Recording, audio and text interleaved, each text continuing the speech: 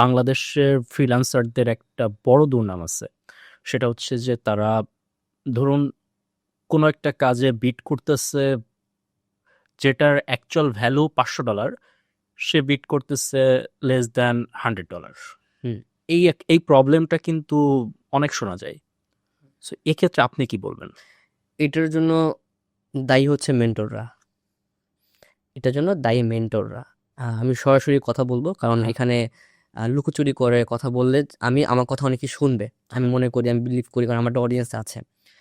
মেন্টররা এটার জন্য দায়ী এই কারণেই, কারণ মেন্টররা স্টুডেন্ট থাকা অবস্থায় তাদের মাথার মধ্যে ঢুকায় দেয় যে আগে কাজ করো, আগে পোর্টফোলিও বানাও। এটা সে যে অ্যামাউন্টই হোক না কেন। আপনি তো তাও বলছেন $500 থেকে $100। অনেকেই তো $5 এখন লোগো বানিয়ে দিচ্ছে। জাস্ট $5 যেই লোগো বানাতে আমি আমার এজেন্সি চার্জ করি $200।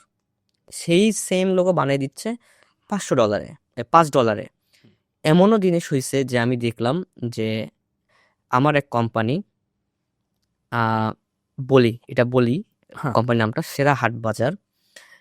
যে অনার ফাউন্ডার, ওটার অত্যন্ত ভালো মানুষ শাহজাহান ভাই। উনি $50,000 দিয়ে একটা ওয়েবসাইট বানিয়েছে একজনকে দিয়ে। বানানোর পরে ওয়েবসাইট দেখে দেখলাম একটা টেমপ্লেট দিয়ে সাজিয়ে ঠাজিয়ে মেরে দিছে। অলরেডি সে $50,000 বার্ন করছে।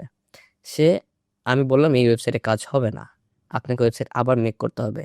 তার তো বিজনেস, তাকে তো আর্ন করতেই হবে। ইনভেস্ট করে ফেলছে, প্রোডাক্ট চলে আসছে, অ্যান্ড ওয়েবসাইটের কারণে কি প্রোডাক্ট সেল অফ থাকবে? সে আমাকে $60,000, অর্থাৎ অলরেডি $50,000 সে কিন্তু বার্ন করছে। সে আরো আমাকে দিয়ে $60,000 দিয়ে ওয়েবসাইটটা বানিয়ে নিছে, আরো অর্থাৎ $10,000 এক্সট্রা দিয়ে সাইট বানিয়ে নিয়েছে।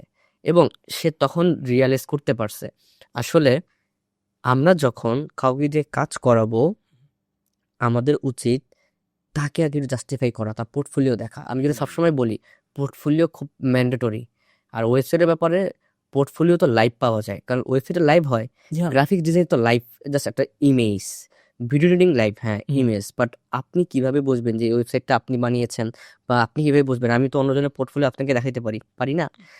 এই জন্য আমি একটা ট্রিক্স বলে দিই। প্রত্যেকটা ওয়েবসাইটের একটা ফুটার সেকশন থাকে, কপিরাইট অমুক কোম্পানি।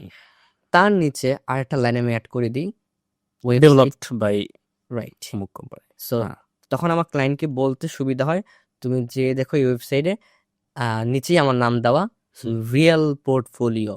তখন ক্লায়েন্ট চিন্তা করে ইটস ট্রু, অ্যান্ড ক্লায়েন্টরা চায় ফ্রিল্যান্সারদের সাথে ট্রাস্ট বিল্ড করতে, অ্যান্ড ট্রাস্ট এভাবে বিল্ড হয়।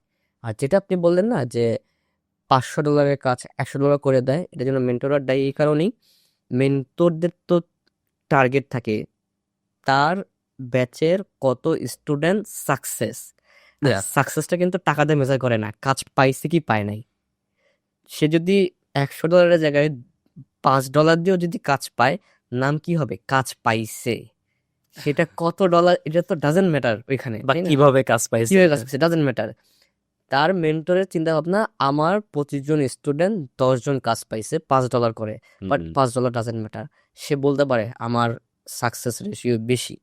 সো মেন্টরে এটা বলে দেয় যে তোমরা অ্যামাউন্ট যতই হোক কাজ নিলে কাজ করে ফেলবা। এইভাবে আমাদের মার্কেটটা নষ্ট হচ্ছে ডে বাই ডে।